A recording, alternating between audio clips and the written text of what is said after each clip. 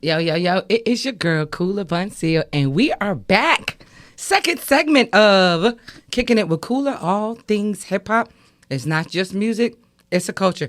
Excuse me. So last week was the first segment of Kicking It with Kula, all things hip-hop, and we touched bases on the element and foundation of hip-hop. And I thought that was a great way to start my journey with this show.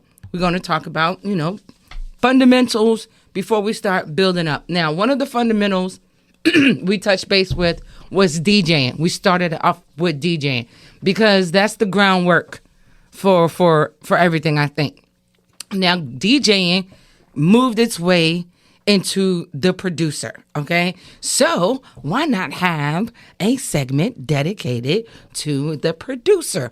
So once a month, I am going to do a segment called A Producer and an MC. And as the MC, I am going to sit down and I'm going to kick it with a producer. So today's producer is Soundmindziye. But before we get into the meat and potatoes of Mr. Soundmindziye, I want to make sure everybody downloads the Odyssey app. Now, let me tell you about last week. I was saying Audacity app something crazy with my big chest, all the energy, all the confidence. You could not tell me I wasn't saying that right. Y'all make sure y'all download the Audacity app. And my boy was like, it's Odyssey, right? And I was like, what? It's Odyssey. And I was like, it is Odyssey, isn't it? But you know how your girl flip it around. You would have the biggest audacity if you didn't download Odyssey and search K101.2 Pop and get your girl every Saturday from 2 to 3. You'll be listening to Kicking It with Kula, all things hip hop. It's not just music, people. It's a culture. So now that I plugged my show out, in there and give y'all the heads up of where to hear me, we are going to a phenomenal, not just a beat maker, track maker, producer. He is a musical composer. Everybody give it up one time for Mr. Soundmindziye. Yeah, clock it. I'm a little biased. I'll let y'all know about that later. So, how's your day going, Sounds? Oh, it's been pretty smooth, slow, boring until now. I call them Sounds for short because Soundmindziye is a lot to say. And I got a lot of things to do. So, Sounds, welcome to Kicking It with Kula, all things hip hop. How do you feel about hip hop, Sounds? Well, to put it all in a nutshell, I love hip hop. I don't know, it flows through me. That's the first. Well, I can't say that's the first type of music I fell in love with, but when hip hop hit me, it hit me. It hit you? Mm-hmm. Okay. What about hip hop hit you?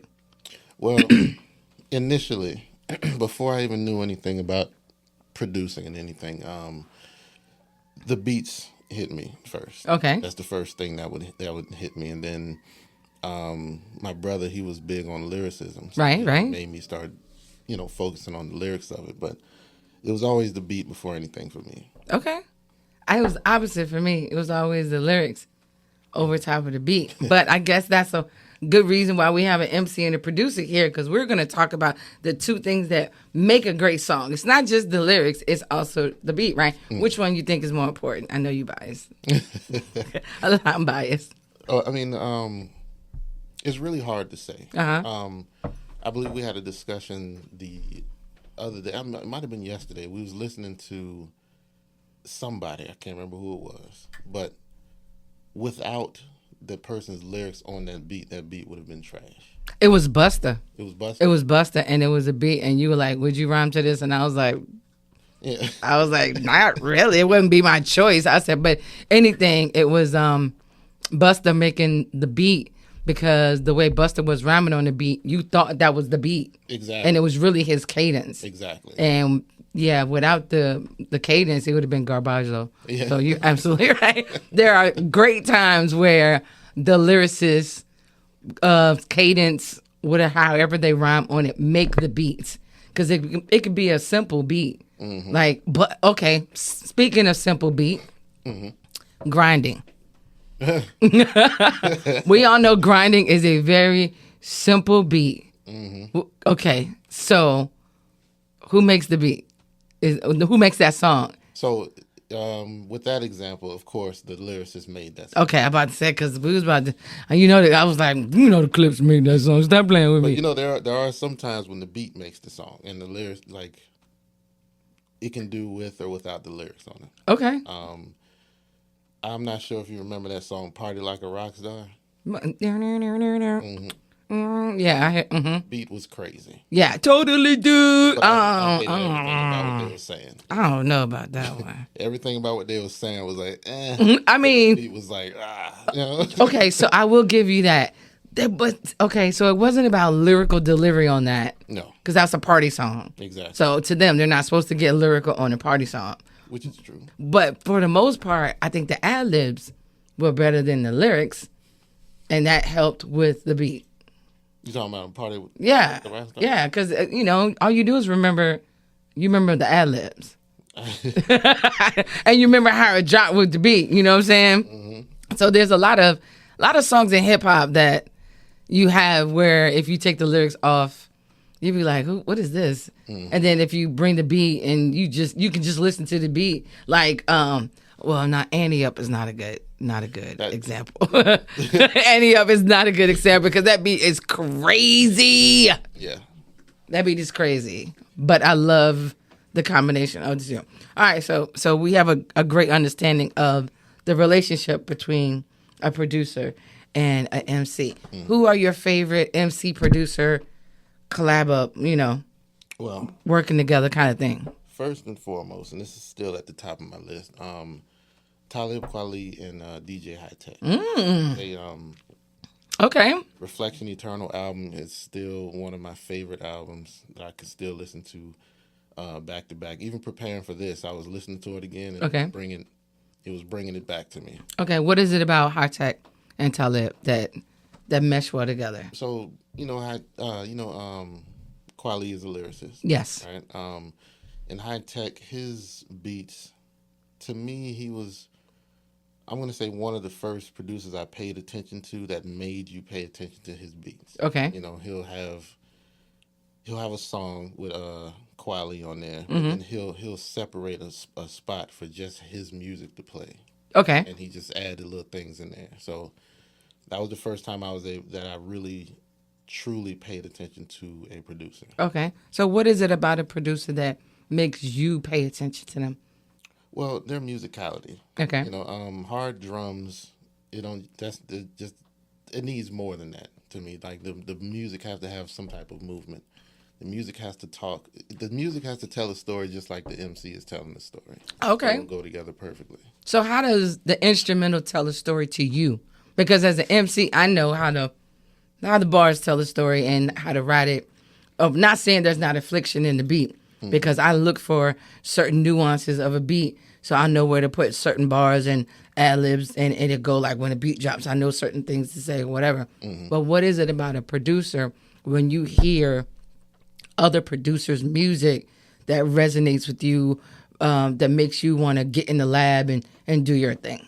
Well, this is a discussion we had too a long time ago. Remember when I was telling you about chord progressions? Yes. Okay, so the chord progression is the movement of music, basically. Mm-hmm. So let's just, for example, a minor chord. There's major and minor chords, and there's other ones, but those are the main ones. In a minor chord, going from the 1 to the 4 creates a, can't think of the word, like a mood. Okay. Whereas 1 to 5 creates like a subtly different mood. Mm-hmm.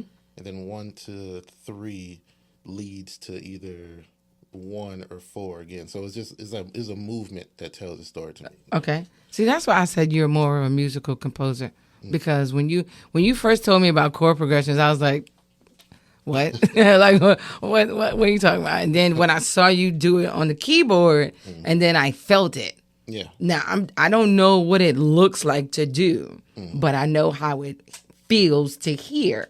Exactly. So it either makes me excited or it's up tempo and it makes me jovial, or it kind of makes me feel sad, or kind of makes me feel like it's like I could conquer the world kind of thing, like certain movements of songs. So I have a really good example of that. Talk to me. You might laugh. No, I probably will. Talk to me. All right. So remember the song Georgie Porgy? Yes, MC Light. I want you to think about that. Think about the music first, right? Real somber, real sad. Yeah, okay, And okay. she's telling a sad story. She is. See how it goes together? It does go together. George was good. Damn good. Yeah, we talked about how sometimes you go back and listen to the songs you really, really like as a kid, and you're like, what was she?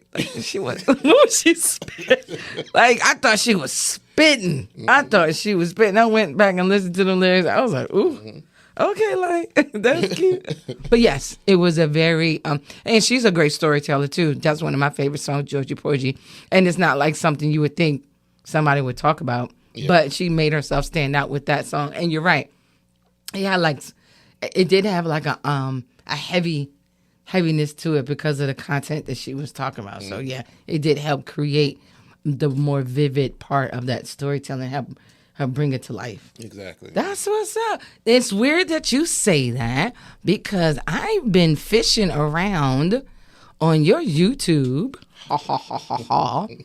and you have some original music out with some really dope artists, and I saw one called Lazy Days. And we're not going to play all of it. We're probably going to talk over it a little bit while we listen to it a little bit. But Lazy Days is a song that you and I did together, correct? Mm-hmm. Okay. So there's an origin story to this song. Yeah. So start it off for me. Well, there was a painting that you did. Okay. And then you sent it to me. And when I was looking at the painting and the colors in the painting, I made a beat to go with the painting, and you used a lot of warm colors in that painting, and that's what I named the beat, Warm Colors. Now, when you listen to the instrumental, you can kind of see the sunset and everything. See the warm colors, and you can see the fall leaves, all of that stuff. Okay, and it's weird because when I heard the song, when I heard the beat, you sent the beat, and I was just like, I heard everything you're saying. I didn't hear. I saw. So when I hear, I listen to a track, and I visually see it, and so the bars help narrate what I see in my head. And you're absolutely right. I saw sunset. I saw coziness and cuddling.